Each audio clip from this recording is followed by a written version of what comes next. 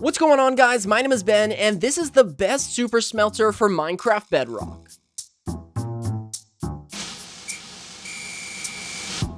Alright, the first thing we're going to do is set down a double chest, and then place down 2 pieces of glass on top of that chest.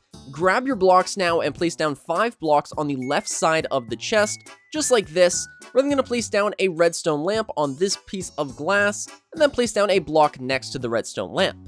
We're then going to put a lever on top of the redstone lamp, and this is going to turn the farm on and off. And we're going to come around back here and place down 2 blocks on those pieces of glass, and this is going to start the super smelter. Next, you want to grab your hoppers, and we're going to place down 3 hoppers coming out of this chest. So 1, 2, 3. And then from the chest and from this hopper, we want to run 16 hoppers. So 1, 2, 3, and then so on and so forth. So we have 16, and then 1, 2, 3, so on and so forth until we have 16. So we should have 2 strips of 16 hoppers. And after running those hopper lines, this is what it should look like. You should have 2 lines with hoppers running into both this hopper, which will lead into the chest, and then these hoppers, which lead into the chest directly. Now, every single one of these hoppers, except for these 3, are going to have furnaces on them. And if you want to have even more furnaces, then all you need to do is extend these 2 hopper lines for as many furnaces as you would like. So with this design, it is going to have 32 furnaces, but if you wanted to, say, have 48 furnaces, then all you would have to do is add 8 more hoppers on this line and 8 more hoppers on this line. The next thing we're going to do is run hoppers into the back of every single one of these furnaces and run hoppers into the tops of every one of these furnaces. And after placing in all of your hoppers, it should look something like this. If you want to make sure that your hoppers are aligned, just come to one end of the farm and look down it. And if you can see all the way to the end, that means that you've done it properly. Now what we're going to do is we're going to fix this up with some blocks to just make sure that we can have some rail carts in here. So we're going to place down 2 blocks right here and then create a U shape around those 2 blocks just like this. Then we're going to come over here and we're going to place down blocks just like so and just like so.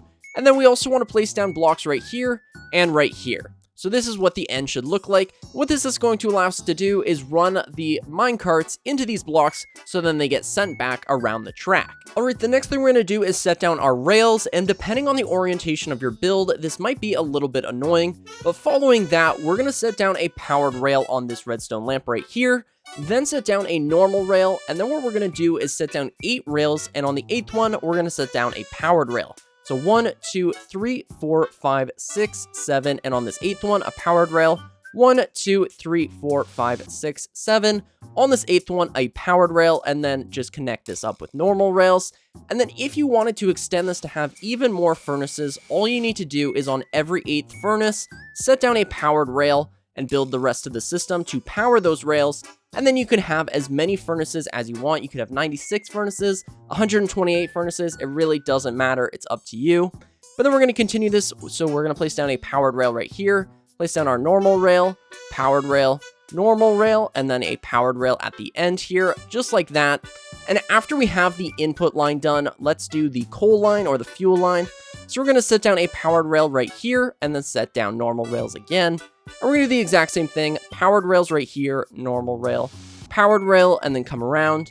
Powered rail, normal rail, powered rail, normal rail, and then powered rail. So that was a bit repetitive, but after you have this done, all you need to do now is power these center rails. So we're going to place down a block right here and a block right here, a block right here and a block right here, and then place down 2 redstone torches on both of those blocks, just like that. And finally, we need to power these powered rails. So what we're going to do is come down here and on this block, set down a redstone torch, and these should be powered. These ones don't need to be powered by a redstone torch because we have the lever here. You can just turn them on and off. Alright, we are very close to being done. All we need to do now is grab another hopper, place it on this rail right here, and then set down a double chest. And then we're going to set down a minecart chest right here and right here. And so what we can do now is I labeled these, by the way.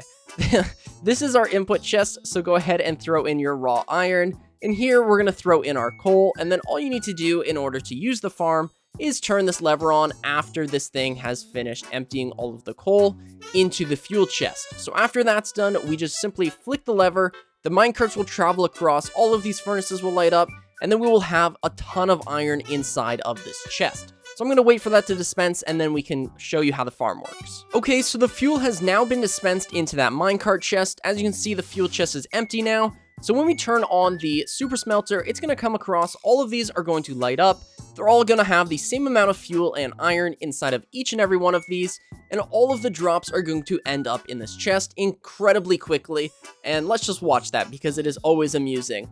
If you build this thing even larger, you will have a constant stream, and actually, it looks like we already are going to have a constant stream. Look how fast this thing is. That is absolutely insane. I know it takes a lot of iron to build, but if you have an iron farm, this thing is incredibly worth it. I used to have one of these to smelt all of my fish from my Guardian farm, so I would just have an insane amount of cooked fish. I highly recommend building this. And yeah, this thing is absolutely crazy. Alright, this Super Smelter is super incredible, so hopefully you guys enjoyed this tutorial. If you did, then be sure to subscribe and leave a like. My name is OneUpMC, and I will catch you guys in the next one.